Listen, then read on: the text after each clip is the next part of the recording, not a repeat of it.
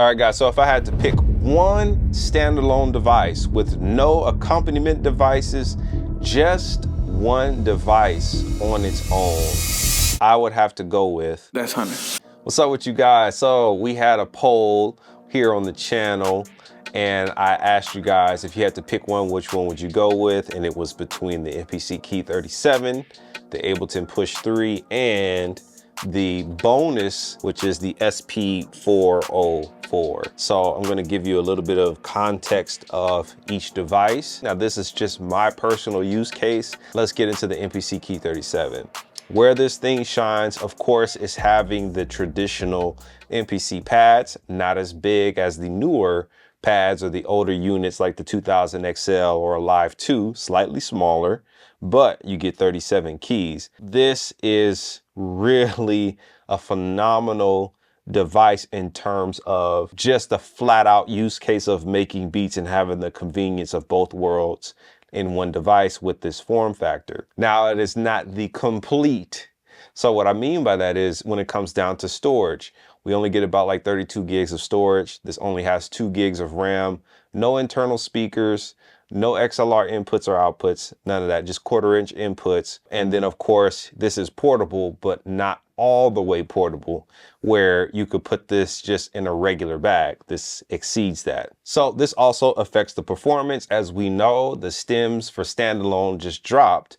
Now for a machine that can only have up to 2 gigs of RAM at this current point, the performance of your stem standalone is going to take a hit. Now, besides all of that, you can do all of the standard MPC things, make your beats.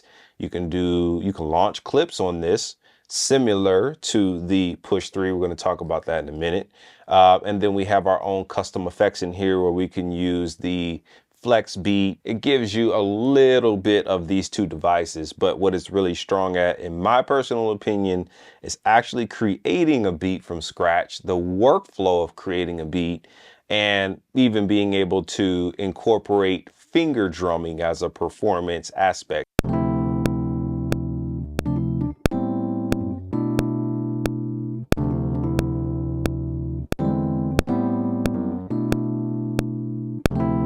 All right, really simple workflow. You can just keep going from there.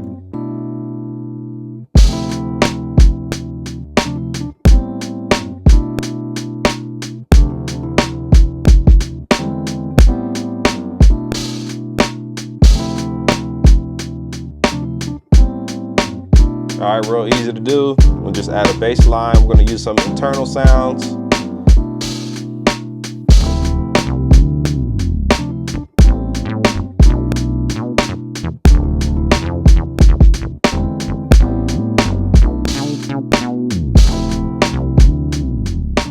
So if you're really serious about taking your production to the next level, then the Viral Sound Masterclass is going to be the ultimate solution for you. This is where you'll learn chords and chord progressions, and this course will speed up your process in actually being independent, where you will not need AI or MIDI chord pack or any of these pre-made loops, but you'll be able to create organically within yourself. You'll also learn bass lines, how to accompany these chord progressions with unique bass lines that stand out. Now, it doesn't stop there. You'll also learn mixing and mastering, sound design, sound selection, and how to program drums to catch people's ears. Now, it doesn't stop there. You'll also join a free community where you'll be able to showcase your beats in front of the community, and we'll be able to engage with each other, and I'll be able to give you my personal feedback on your beats. So once again, if you're serious about taking your production to the next level, then I'll leave the Viral Sound Masterclass tag below for you.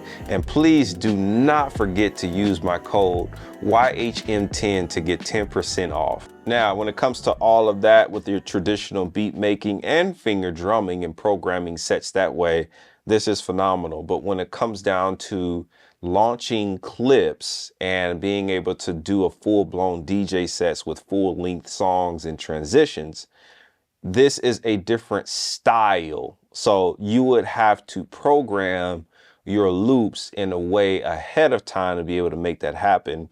And this is where the Push 3 has an edge over the MPC because this has way more storage. So we're talking about 256 gigs of storage, 16 gigs of RAM.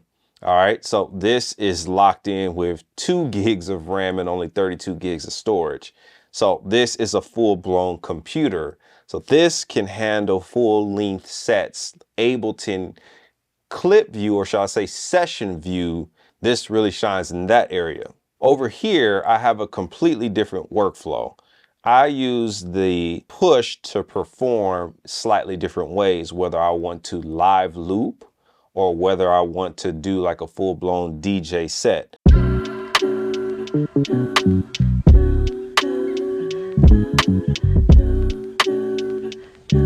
I want to transition out.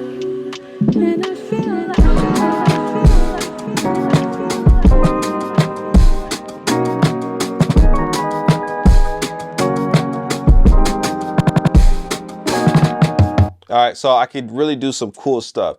Now on the MPC, you have flex beat to be able to do that, but you can't really transition like this in this specific way. Now in the Push 3, I have the Ableton 12 suite running in the Push 3. Now I don't have access to third-party plugins, and I also don't have access to arrangement view. We are in session view. Now, be that as it may, I still have all of my DJ effects racks to be able to manipulate my song transitions. Now, I also use this to live loop as well.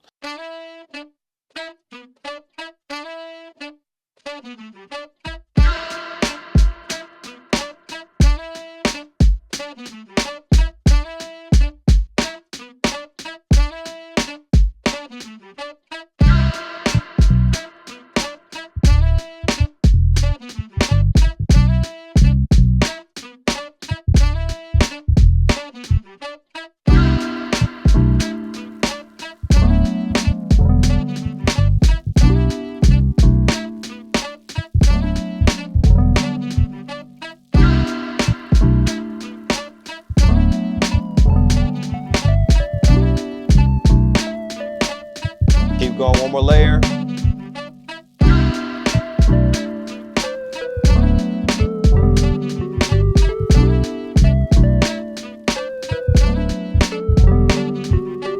All right, so it's a lot easier to live loop and just create things as a performance device. So if you are a musician, then you'll see the value in this. Now you're not just limited to just using this with the pads. Of course, you can incorporate a piece of hardware like the Key 37 or a MIDI controller or whatever. When I'm making a beat, I don't really want to feel like that pressure of performance aspect.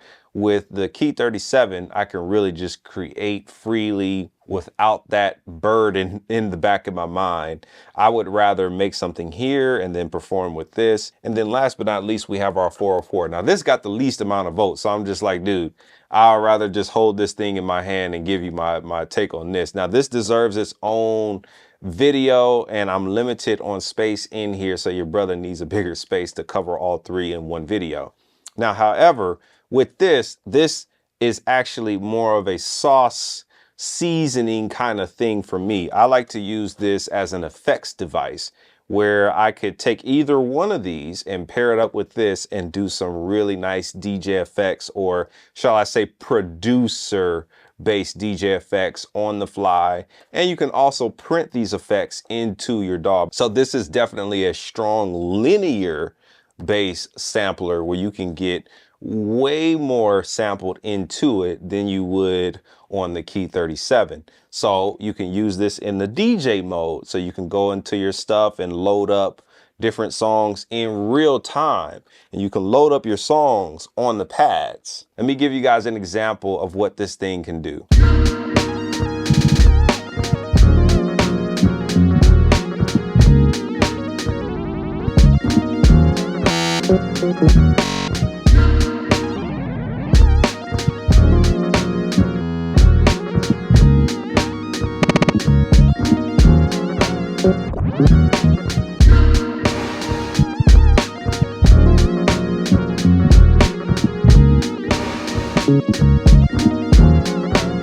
So back and forth from the reverb to DJ effects.